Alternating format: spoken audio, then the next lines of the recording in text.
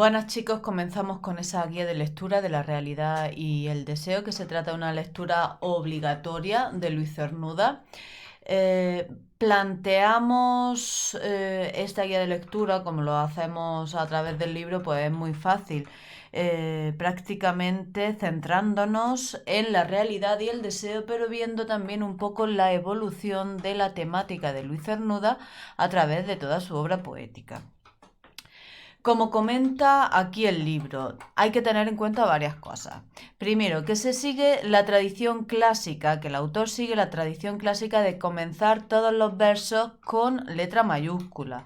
Es decir, que cada vez que cambia de verso, él empiece la oración o no, con una letra mayúscula. Y del mismo modo también en los títulos de su obra, él utiliza siempre la mayúscula en las palabras clave. Por eso en la realidad y el deseo y realidad lo escribe en mayúscula. Nosotros, como él es Luis Cernuda, es un gran autor, igual como en su momento dijimos con Juan Ramón Jiménez, pues tenemos que respetar un poco a los artistas y a sus deseos a la hora de escribir. Está un poco por encima de las reglas ortográficas que normalmente estamos acostumbrados a llevar a cabo. Así que simplemente eso, que sepáis que la realidad y el deseo, tanto realidad y deseo, se escriben con mayúsculas. Bueno, vamos a tratar de una selección de poemas y como en el libro, en la página 118, ya nos destaca, que yo he hecho aquí como suelo hacer normalmente unos destacados con las cosas más importantes.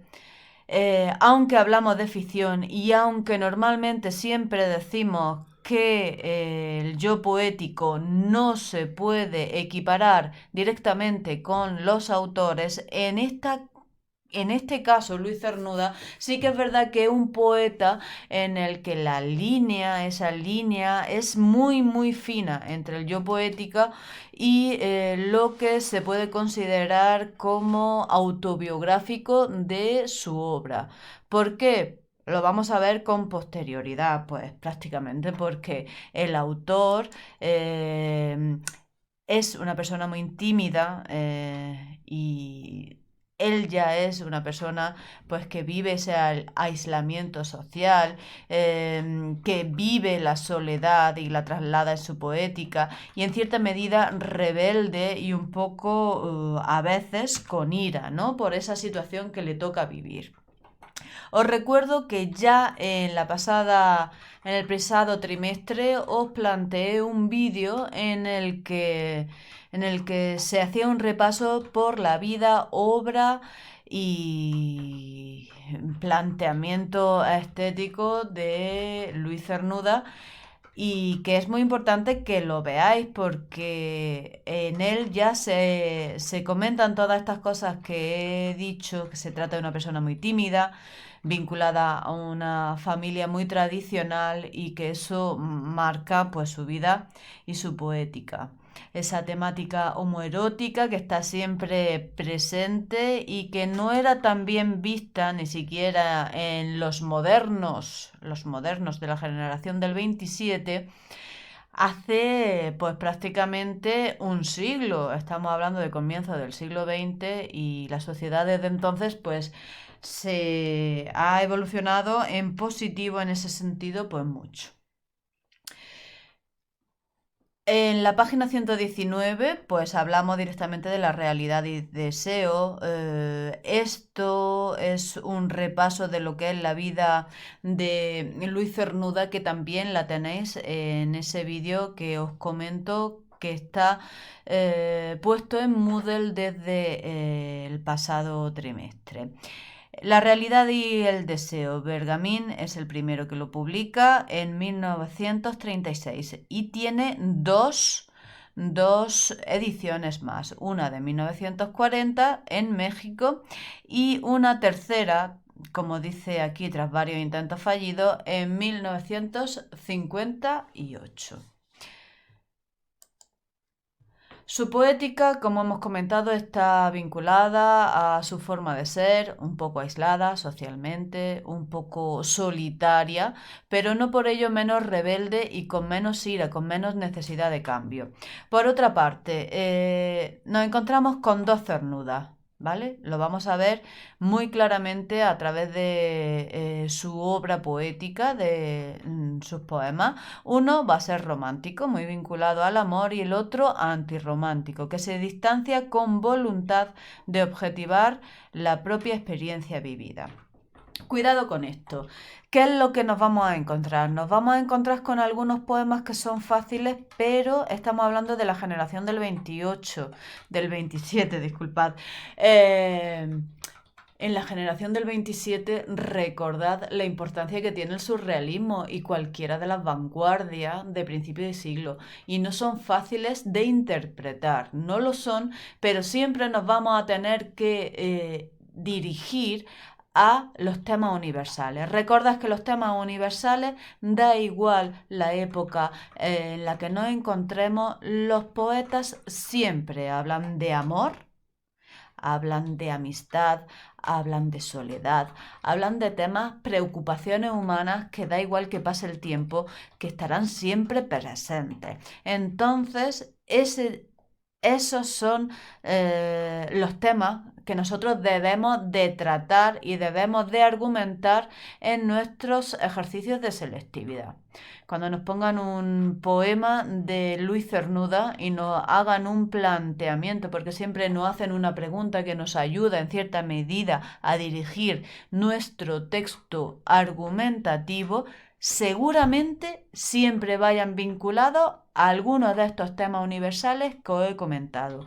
Entonces, por favor, empezad a haceros un listado de temas universales que pueden ser importantes en el mundo poético de Luis Cernuda. El amor, el romanticismo o el antirromanticismo, la soledad en la sociedad y, ¿por qué no?, la rebeldía, ¿vale? También tenemos que estar preparados para encontrarnos con ironías y con sarcasmo. Hay que tener muy claro qué es una ironía y qué es un sarcasmo. Una ironía es esa contradicción en cierta medida que nos hace reír, y el sarcasmo es una forma de ironía que tiene una pizca de maldad. Conlleva una pizca de maldad, ¿vale?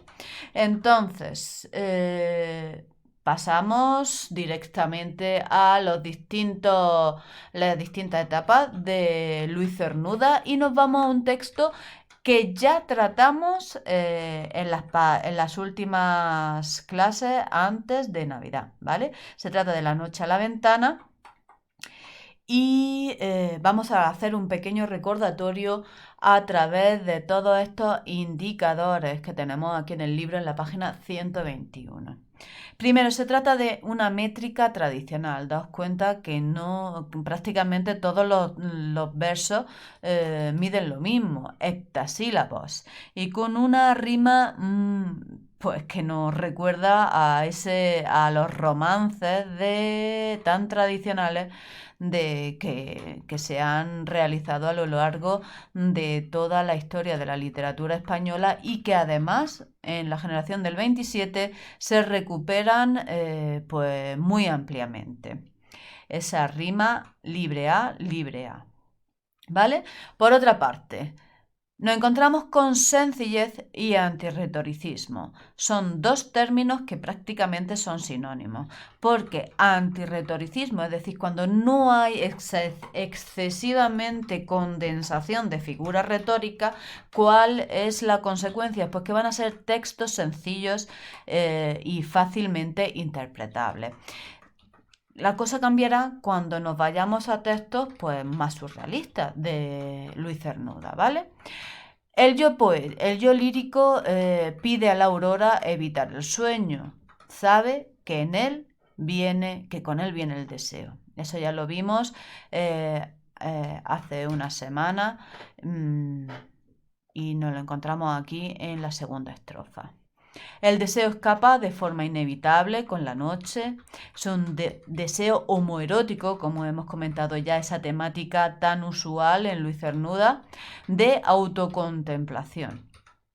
Y en cuanto a simbolismo, pues también la rosa es muy importante porque es algo, la belleza, es una belleza que puede volver con el día, un poco de forma paralela como la falta de deseo, que es en cierta medida lo que él quiere. Él no quiere ese deseo erótico, él no lo quiere, ¿vale? Por eso quiere que pase la noche. Y una cierta melancolía que es el carácter vago y decadente, ¿vale? Vamos a leer el texto y con esta idea prefijada, pues ya lo veis de una manera más clara. La noche a la ventana, ya la luz se ha dormido, guardada está la dicha en el aire vacío. Levanta entre las hojas, tú mi aurora futura, no dejes que me anegue el sueño entre sus plumas. Pero escapa el deseo por la noche entreabierta, y en límpido reposo el cuerpo se contempla.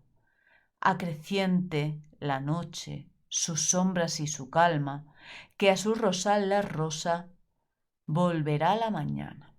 Y una vaga promesa acunando va el cuerpo, en vano dichas busca por el aire el deseo. Es difícil de leer en cierta medida por lo que hemos comentado al principio, daros cuenta que todos los versos empiezan en mayúsculas, ¿vale?